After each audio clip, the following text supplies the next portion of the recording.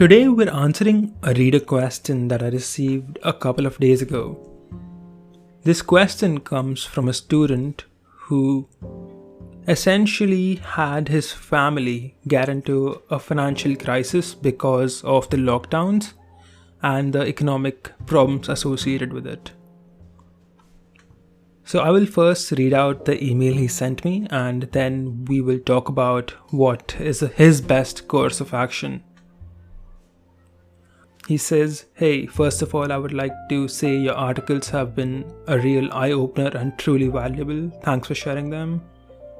However, I am mailing you to ask for advice. I will try to keep it as short and crisp as possible. I am mailing you about this stuff as I don't have any father figure or a mentor in my life with whom I can ask in this extremely difficult situation, rather a crisis, for guidance.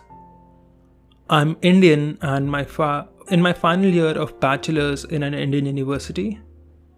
I was a typical time-wasting guy till my 12th. However, in my first year, we found out my father took a loan of 6 lakh rupees, which is 6 lakh rupees is about $8,000. And his business, it was already very poor, just providing for us, tanked, and we were unable to pay back the loan. Recovery agents started coming and harassing us. At the same time, he suffered from a brain stroke, and even though, thank God, he survived, he can't work and is unemployed, and my mother earns a meager 12,000 rupees a month. So his mom makes $160 a month, and his father has had a brain stroke and has lost his business. Essentially, he can no longer work." Continuing with the reader's email, he says, "Nevertheless, we survived because of my mother's salary, which was cut down to 6,000 rupees a month in the lockdown. So to make matters worse, his mom's income has been cut in half, and she now makes only $6,000 or $80 a month.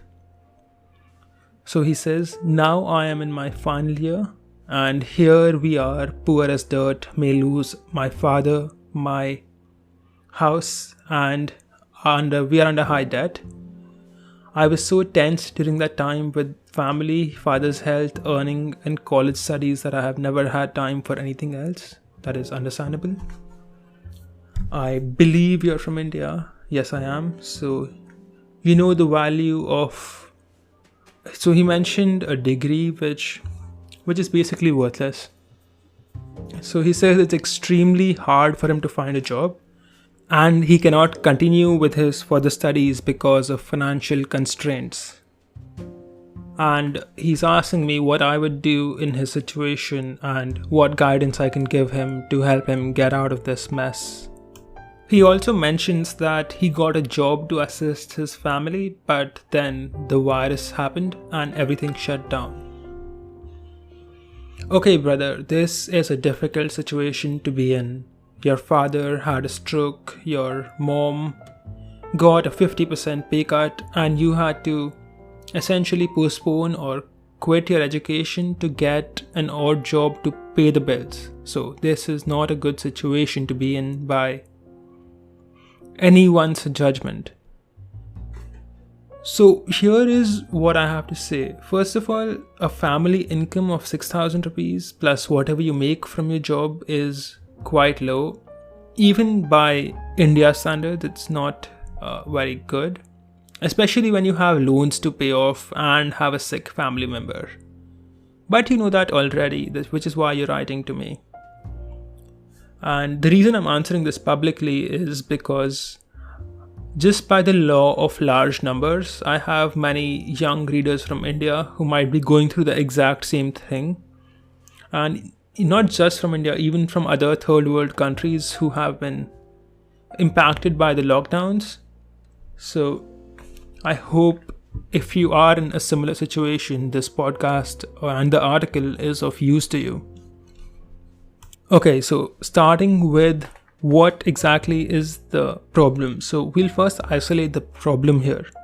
The problem is not the loan and not the sick father. I mean, they are problems, but those problems are not in your control. The problem you can solve here is the low family income. So if you can find a way to make more money, you can comfortably pay off your the loans, and you can also pay for your father's treatment. So the problem we're trying to solve is income. And in your current situation, I think you make less than 10,000 rupees a month. So he makes less than $135 a month. He has decent English skills, judging by the email he has sent. And he has an internet connection since he has sent that email. So we can work with that. So here is what I would do.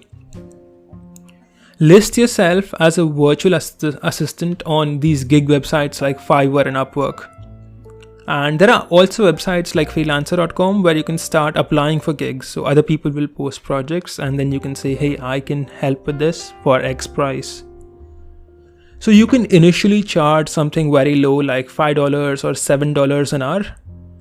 And as you get busier, as you start getting gigs, I would increase my price to $10 to $15 an hour, depending on how busy you are and how many gigs you have, etc. See, even if let's say you don't get many gigs, let's say you get very few gigs, in the situation you are in, you have nothing to lose. At worst, you'll have to continue working your odd job and you will remain in the situation you are already in. And at best, you start getting some clients and you build yourself a decent dollar income that will very easily dwarf your current rupee income. So as you're clearly experiencing, you will never get anywhere making in a third world currency. So your aim should be to try to get as much first world currency as possible. So make the Fiverr and Upwork accounts and start applying for online gigs on Freelancer. I think there's many other websites like this, so find them and start applying. In your situation, any extra money can go a long way. Plus, your current monthly income is only $135 a month. It would not be very difficult to make a multiple of that with online sources, especially since you're charging $5, $10 an hour. That's just 13 to 20 hours, and you will have replaced your current job. Initially, you can continue working your job and just do the freelancer gigs in your free time. So this problem can be solved assuming you have internet, which you clearly do, and you have good English skills, which also you do. So the biggest limiting factors you have here are, not trying, in the sense that just ignoring the podcast and thinking that it's just one of those things that won't work for you. But if you try, there's a good chance it'll work for you. And the second one, which could be a limiting factor, is bad English skills, but you are good at it, so you don't have a problem here.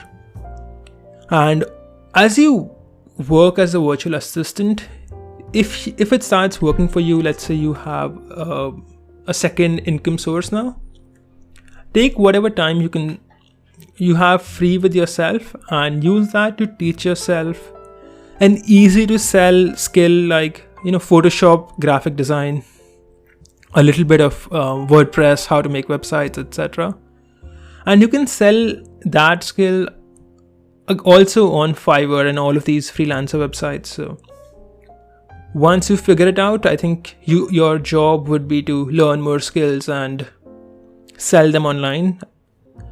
You can learn everything you need very cheaply from websites like Skillshare, or you could just learn them for free on YouTube. Although I would recommend Skillshare because it's specifically made for teaching, so you will have more structured courses on there. So as you learn a skill like, say, Photoshop, it'll take your income from selling hours of your life to a more project-based pay, which is good. If you need reviews, I would say reach out to influencers on Twitter or wherever else who have a small audience, let's say 3,000, 10,000, 5,000 followers, and send them a message along the lines of, hey, I saw you, let's say you don't like their Twitter header. So you can say, I can make you a better Twitter header if you pay me with a review. So you don't have to pay me any money. You just have to give me a review and I will make a header for you. A lot of people will take you up on that offer and you will eventually build up a portfolio of influential people's reviews. That will help you get new clients.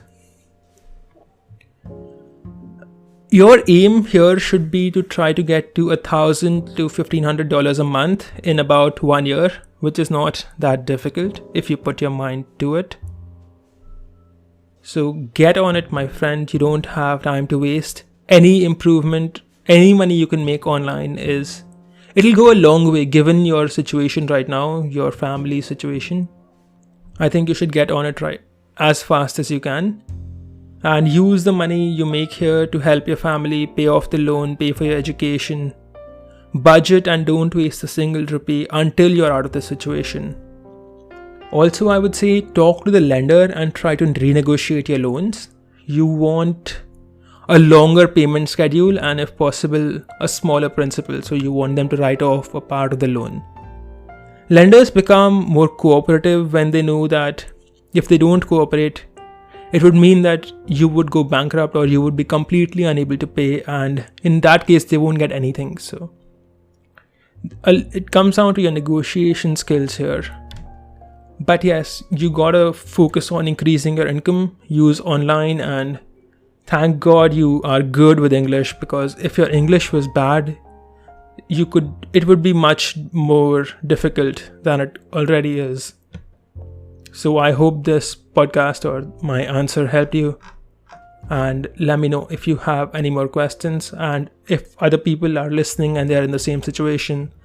This exact same formula, I hesitate to call it formula, but it should work for you as well. So give it a try, let me know, and have a good day. I wish you the best and have a good life, my friend. If you like this video, click like, comment and subscribe, because I'm making quite a bit of content now and I would love to have you listening to it.